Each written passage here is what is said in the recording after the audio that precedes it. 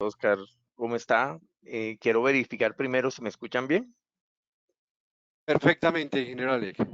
Perfecto. Primero que todo, un saludo a todos. Mi nombre es Alex Santamaría de la Cruz, actualmente gerente de planificación, calidad y gestión de activos en Banti y adicionalmente miembro de la Comisión Nacional de Mantenimiento y Gestión de Activos de ASIEM. Es para mí un motivo de orgullo, pero por supuesto también una gran responsabilidad estar aquí con ustedes compartiendo algunas ideas sobre esta temática que nos interesa a todos en el ámbito empresarial.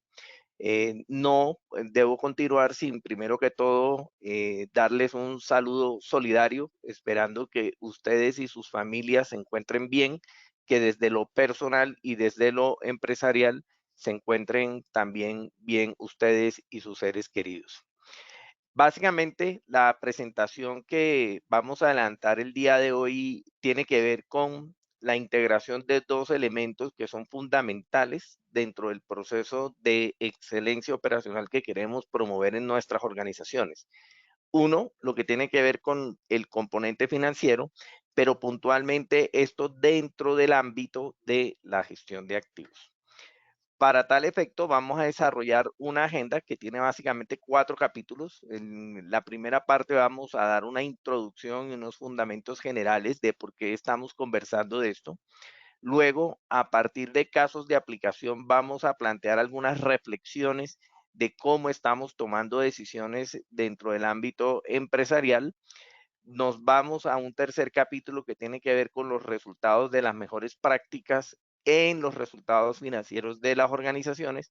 Y cuarto, para terminar, justamente una hoja de ruta y algunas ideas finales para ustedes desde el ámbito administrativo, técnico, pero muy orientados desde la praxis, desde la práctica, desde la experiencia. Arranquemos entonces. Primero, gestión de activos. Hay bastante información alrededor de gestión de activos, pero les voy a dar dos ideas centrales. Lo primero, gestión de activos no es una manera más bonita o comercial de denominar al proceso de mantenimiento. Eso no es. Desafortunadamente, por la manera como en el ámbito, inclusive diría empresarial o comercial, hay alguna confusión alrededor del tema.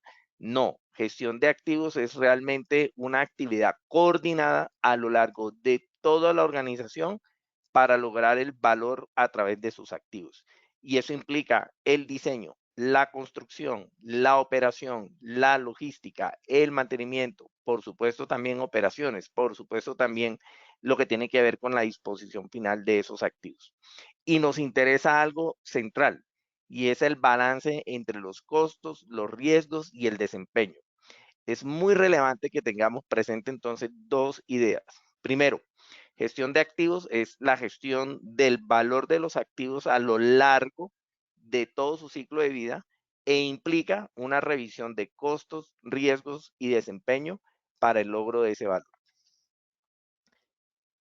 Hace exactamente unos 2 años largos, tuve la oportunidad de publicar un artículo en el magazine de la SMRP, de la Sociedad de Profesionales de Mantenimiento y Confiabilidad, justamente sobre esas lecciones aprendidas alrededor de la gestión de activos. Y comentaba que habían unos aspectos críticos a tener en cuenta.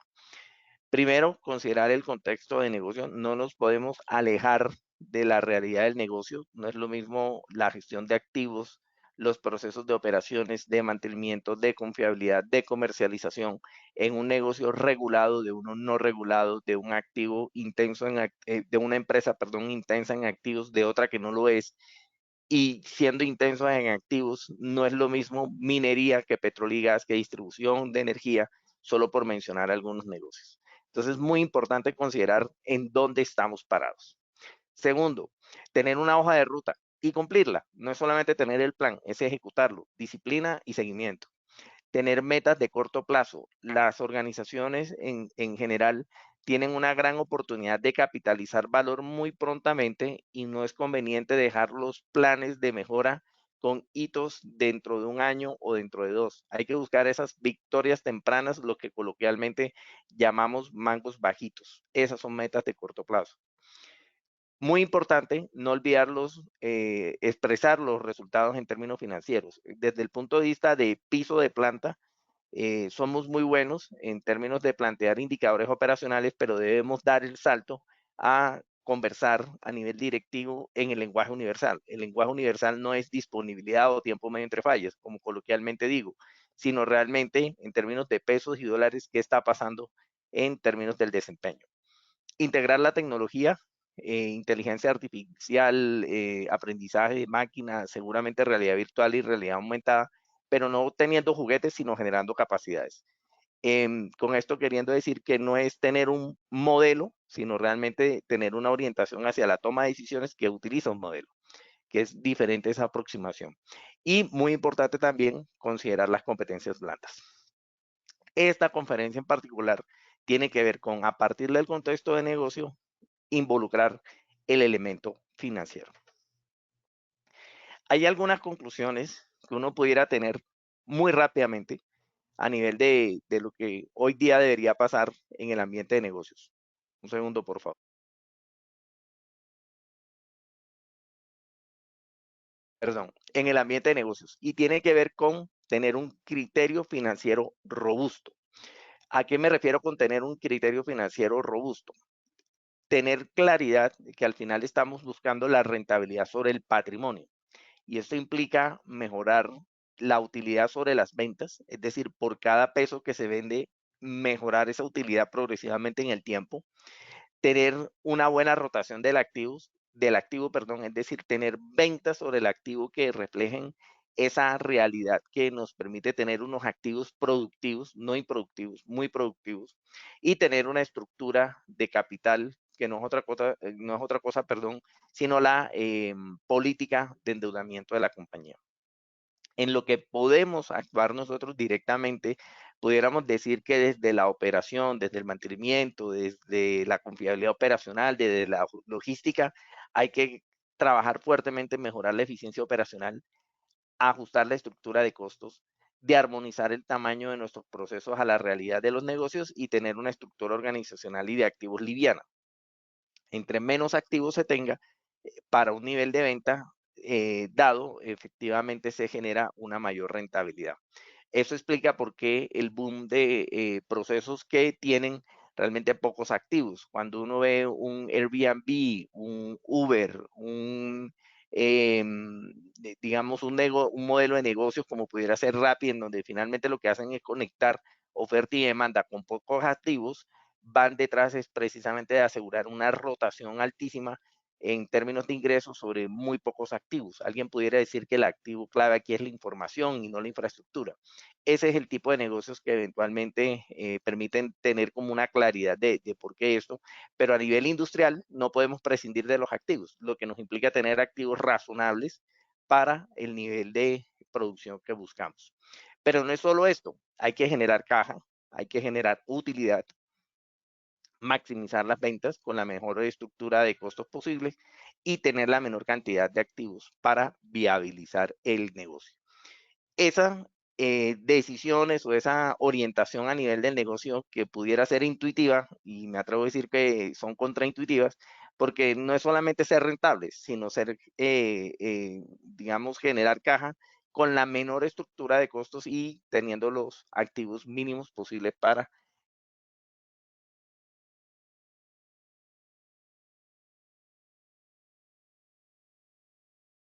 Vamos a ver ahora, vamos a ver ahora algunos casos de aplicación. Una pregunta que con alguna frecuencia surge es cuánto implica realmente tener los activos operando dentro de el ambiente de negocios que tenemos. Y es qué significa el impacto de un 1% de disponibilidad en los estados financieros. Y eso implica realmente buscar siempre plantear, tener los resultados en términos de qué está pasando a nivel del activo. ¿Qué pasa si incrementamos 1% la disponibilidad operacional?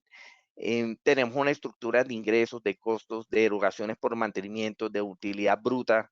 Adicionalmente, unos gastos asociados a depreciación, amortización, los gastos propiamente de administración de la compañía, y queda una estructura en donde al final del día lo que estamos buscando es una utilidad después de impuestos.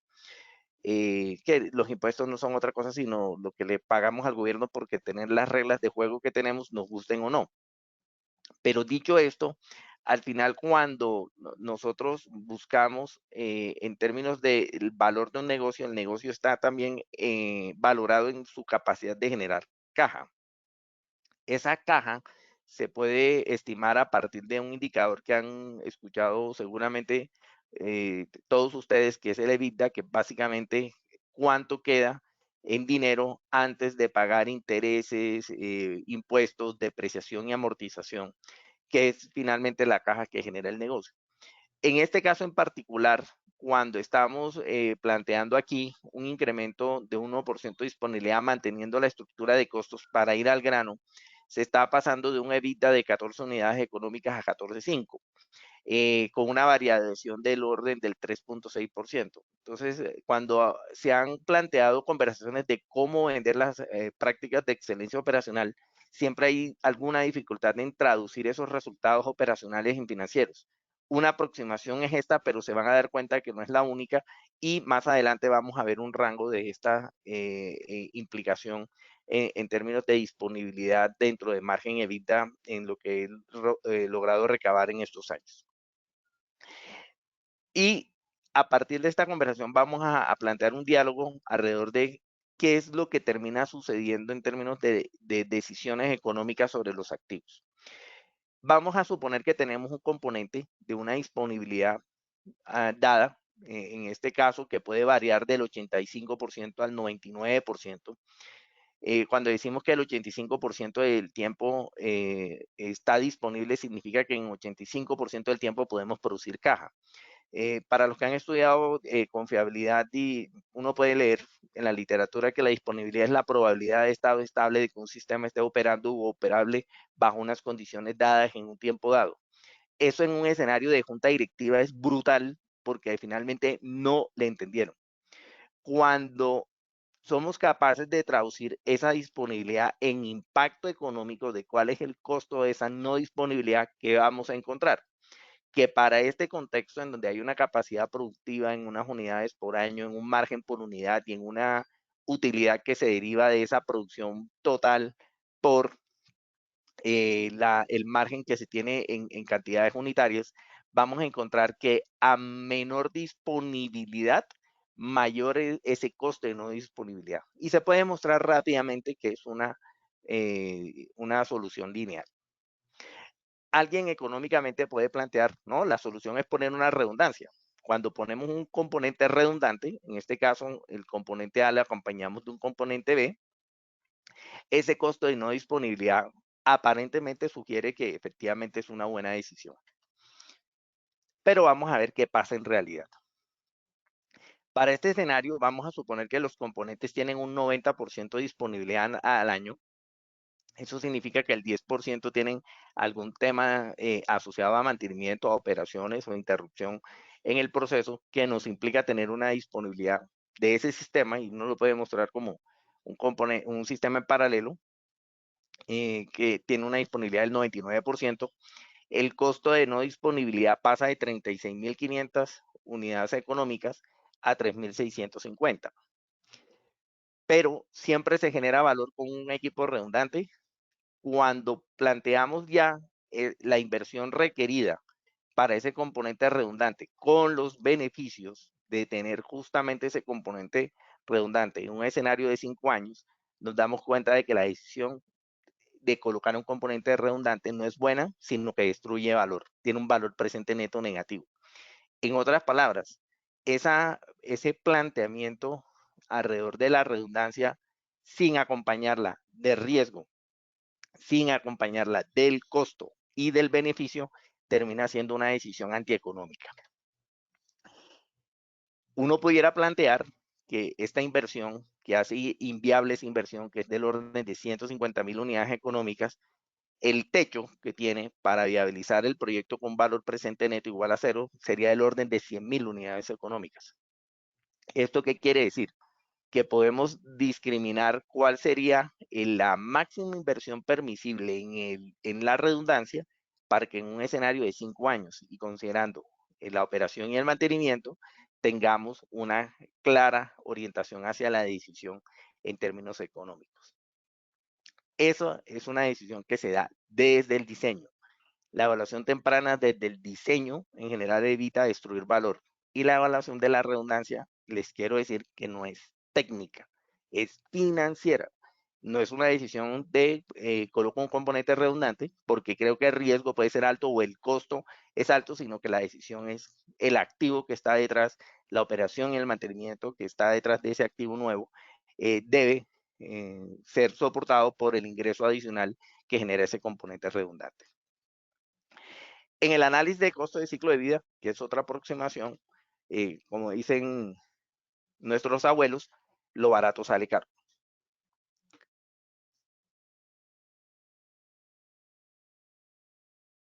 Excusas.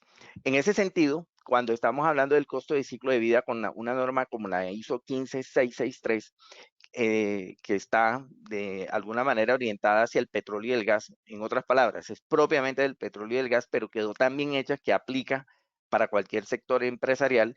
¿Qué nos dice esto? Que hay que tener en cuenta el costo inicial de compra, el costo de instalación, el costo de energía, el costo de operación, el costo de mantenimiento, el costo de paradas, el costo ambiental y el costo de disposición. Traído a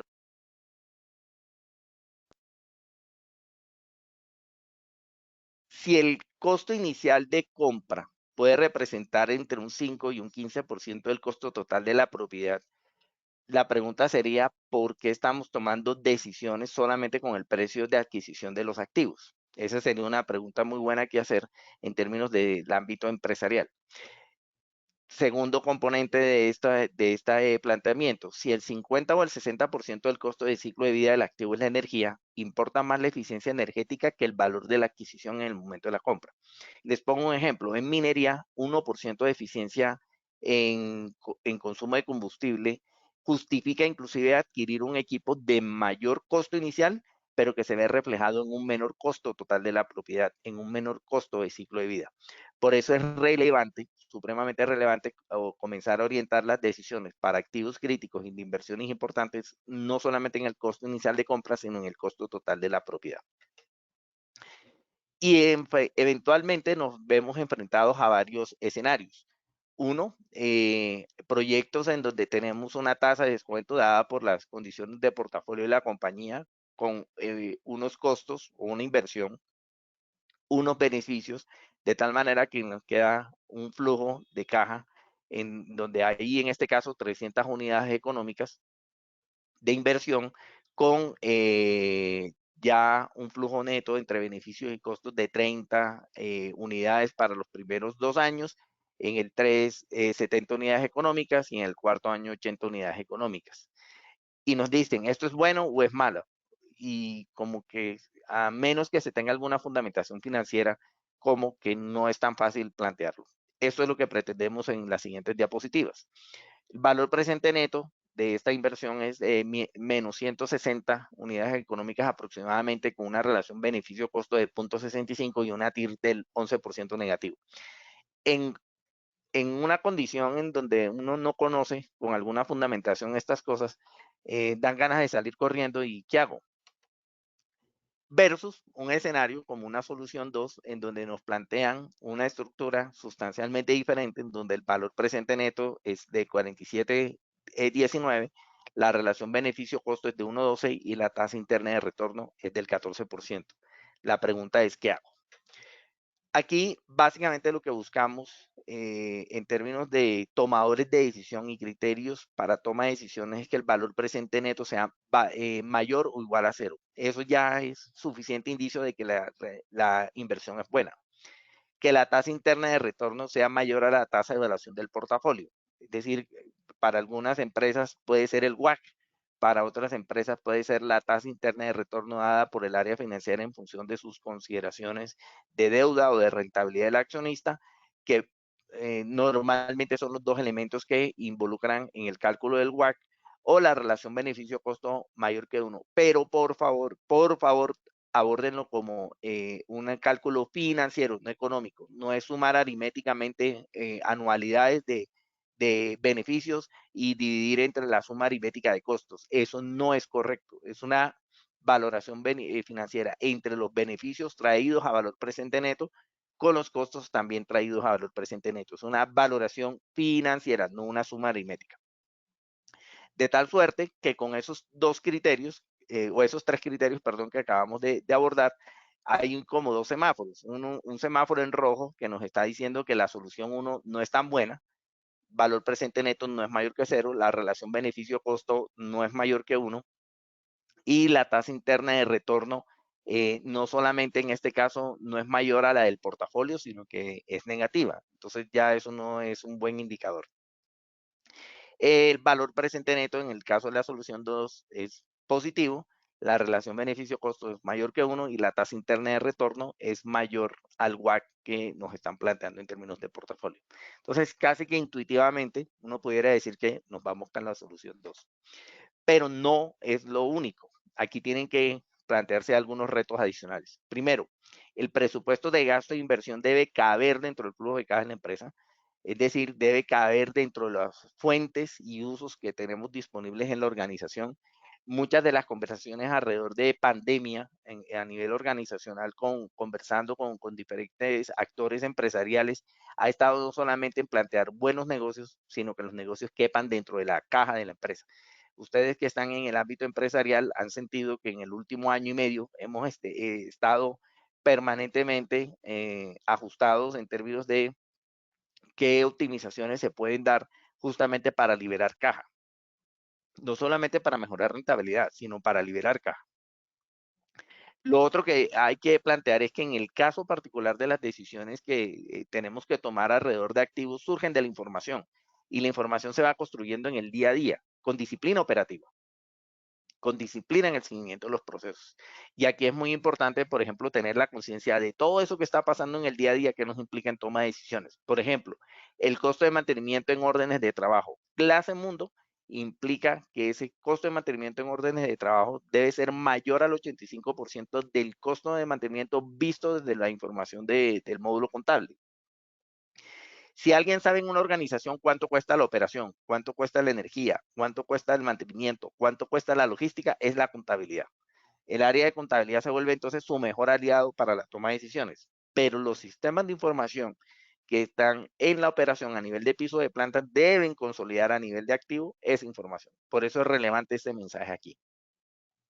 Y lo otro, desde el punto de vista de toma de decisiones, imagínense que a lo largo del tiempo, consistentemente vamos recabando información de cuánto nos cuestan los activos en términos de su costo acumulado de energía o su costo acumulado de mantenimiento. Y llega un momento en donde hay que tomar una decisión económica, ¿mantengo o renuevo? Normalmente esa decisión se toma en función del desempeño, es decir, el equipo se percibe obsoleto, se percibe con un alto número de fallas, pero también hay que tomar la decisión desde el punto de vista económico. Perdón, hay que tomar la decisión desde el punto de vista económico, es decir, hasta qué punto el mantenimiento, por ejemplo, supera un porcentaje del costo de reposición de nuevo del activo y entra en un punto de alarma o de llamado de atención, si se quiere, sobre qué hay que hacer con ese activo. Resultados de las mejores prácticas en los resultados financieros. Primero que todo, una invitación a todos ustedes. Nosotros consistentemente en el Congreso Internacional de Mantenimiento y Gestión de Activos que lidera CIEM, hemos visto progresivamente cómo se han venido mejorando la sustentación desde el punto de vista financiero de los casos de éxito que venimos documentando, no solamente desde el punto de vista técnico, sino también financiero. Ese esfuerzo hay que mantenerlo y hay que mejorarlo. La invitación para ustedes es que hay que documentar todo eso que hacemos y que logramos en función de resultados financieros. Y no solo desde los operativos más inmediatos. Dicho esto, hay una serie de resultados que ya se han venido identificando. Parciales, y digo parciales dentro del ciclo de vida del activo. Yo puedo focalizar, por ejemplo, el mantenimiento en CBM. ¿Qué pasa? La relación beneficio-costo tiene un rango entre 3 a 40 como resultado de la implementación de mantenimiento basado en condición. Se paga, pero no siempre. En lo que he podido verificar a nivel de piso de planta y considerando criterios gerenciales, por supuesto, también en la estrategia, en diferentes sectores como alimentos, energía, sector industrial, esa relación puede estar entre 3 y 40. Es decir, por cada dólar que invierto en un diagnóstico de CBM, puedo tener un beneficio de entre 3 y 40 dólares. ¿Por qué? Menos costo de mantenimiento correctivo, menos costos asociados a paradas, mejor desempeño operacional de los activos en eficiencia energética, solo por mencionar algunos aspectos. Entonces, sí se vuelve relevante documentar para efectos de tener una buena sustentación. Claramente uno quisiera que esto tenga más cara de 40 que de 3. He encontrado también escenarios en donde el CBM no se paga básicamente porque o no se documenta en todos los casos o porque realmente el costo de la estrategia versus el impacto que genera termina siendo oneroso. Entonces eso también hay que tenerlo en cuenta. La relación de la inversión en un rango del 3 al 8% al integrar los criterios de operación y mantenimiento al diseño. Eso se vuelve supremamente importante. Toda esa experiencia que se tiene alrededor de operar y mantener desde el diseño nos permite mejorar diferencialmente activos porque tienen menos fallas, tienen mejor eficiencia energética, tienen mejores condiciones de operación. Entonces, permite tener una mayor rentabilidad. Sobre todo el ciclo de vida del activo, a lo que llamamos globales, mejora de hasta el 2% de la tasa interna de retorno por mejores prácticas de diseño, operación y mantenimiento integradas a proyectos de inversión. Y aquí hago una anotación. Normalmente las áreas financieras buscan mejorar su nivel de deuda 0.5%, 1%. En términos de renunciar deuda, eso está bien y hay que hacerlo. Pero miren que tenemos ahí una fuente de rentabilidad, si se quiere, de caja también, si se quiere, en términos de mejorar las prácticas de lo que hacemos. Y un incremento en la disponibilidad representa un incremento también entre un 0.5 y un 3.2% del margen EBITDA, que asociado también a lo que les acabo de comentar del tema deuda, allí tenemos una fuente de financiación también importante sabiéndola documentar. Pero en la literatura también hay casos. En el Scottish Power Generation, digamos que de un libro asociado a gestión de activos, el de International Case Studies in Asset Management del 2012, aparece una reducción de costos de mantenimiento relevantes, en disponibilidad de planta o en la reducción de salidas no programadas.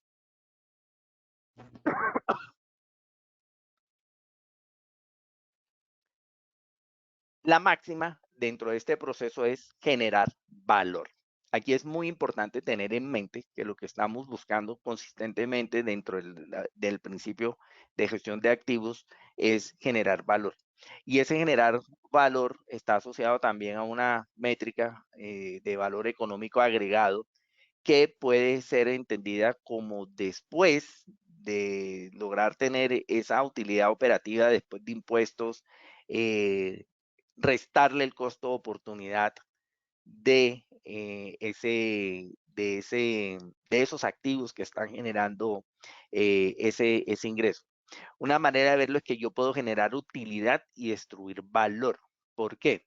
Porque puedo tener una utilidad después de impuestos de una unidad económica, pero tengo activos que me representan un capital invertido de 50 unidades económicas que con un WACC del 10% me representan un costo de oportunidad de 5.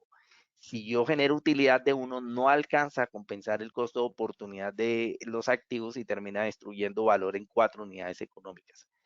Es decir, que en este sentido lo que importa es tener no solamente utilidad, sino también generar valor descontando justamente ese costo de oportunidad al tener la plata invertida en estos activos y no en otros, digamos, elementos económicos que pudieran considerarse una inversión. algunas ideas finales y la hoja de ruta propuesta antes de pasar a las preguntas y comentarios de ustedes. Primero, eh, las finanzas son mucho más que los estados financieros, implica también entender muy bien el negocio. En la medida que la gente entiende mejor la estructura de gastos, de costos, de dónde están parados en términos de negocio, eso permite tener una mejor orientación y una mejor aproximación a la toma de decisiones a nivel estratégico. Y aquí hay un reto. En la última encuesta del 2018, cerca del 50% de los líderes de operaciones, mantenimiento, confiabilidad en el país no tenían conciencia de cuál era su estructura de costos o de su presupuesto, inclusive. En la última encuesta que estamos revisando actualmente, que se dio un avance en el Congreso Internacional de Mantenimiento y Gestión de Activos de hace unos meses y que desde la Comisión Nacional de Mantenimiento y Gestión de Activos se está revisando justamente para publicarla este año, se está encontrando, en mi opinión, que ya hay un avance. Ya no es del 50%, sino un 35%. Pero sigue siendo alto un 35%. Entonces hay que seguir trabajando en tener una mejor conciencia económica alrededor de los activos. Una pregunta para ustedes es si entendemos los estados financieros y si estamos entendiendo con claridad dónde estamos en términos de costos y resultados.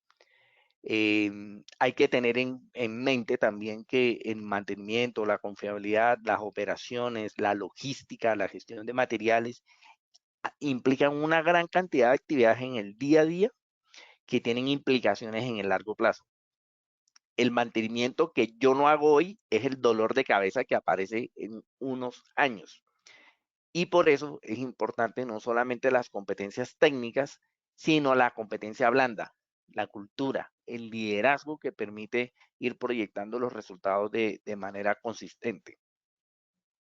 Una cultura de resultado y disciplina del proceso orientado a datos, a partir de competencias blandas y, como ya decía anteriormente, documentar muy bien los casos de éxito. Una hoja de ruta propuesta, entonces, en este sentido, si vimos ahorita que esta es una síntesis, ¿por dónde comenzamos? Por entender lo más básico, dónde está la estructura de ingresos, de costos, dónde están precisamente esos puntos que generan la rentabilidad, y eso implica más bien una gestión contable, es decir, entender muy bien dónde están los márgenes, cuáles son esos indicadores claves de costo para saber dónde estamos. Luego, en la misma presentación se observaron, planteamos algunos ejemplos desde valor presente neto y tasa interna de retorno. Eso ya es una gestión más financiera, con criterios financieros claros.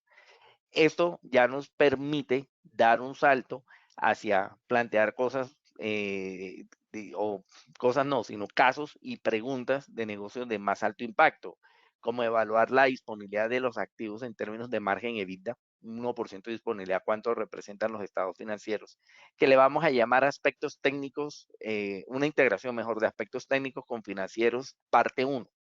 Es decir, ya puedo involucrar parte de la información que estoy trayendo a nivel de piso de planta con las implicaciones económicas que me permiten ir nutriendo esa competencia financiera para efecto de toma de decisiones. Y por último, lo que vimos asociado al valor económico agregado.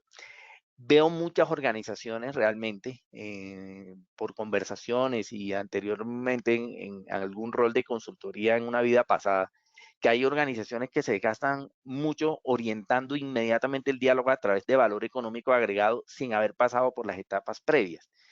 Hay que entender progresivamente esto. Yo no quiero decir que entre una y otra cosa pasen muchos años o muchos meses, sino que realmente debe haber una progresión precisamente para ir orientando la toma de decisiones, desde la competencia contable a la competencia financiera a la competencia integradora, incluyendo el contexto de negocio. Eso es básicamente lo que yo plantearía en mi experiencia y lo que he visualizado a nivel de los casos de éxito también que se han reflejado a nivel no solamente de Colombia, sino de Latinoamérica. Estos son mis datos de contacto. Soy muy activo en LinkedIn. Ahí tienen todo mi perfil y por supuesto quedo atento a preguntas, comentarios y planteamientos del auditor. Muchas gracias. Gracias, usted, ingeniero Alec. Bueno, vamos a ver si tienen preguntas. Recuerden, a la parte superior derecha de sus pantallas encuentran el panel de control. Allá hay un icono de una manito, el cual podrán darle clic y yo les habilitaré su micrófono. O en su defecto, el panel de preguntas que lo encuentran allí también en su panel de control.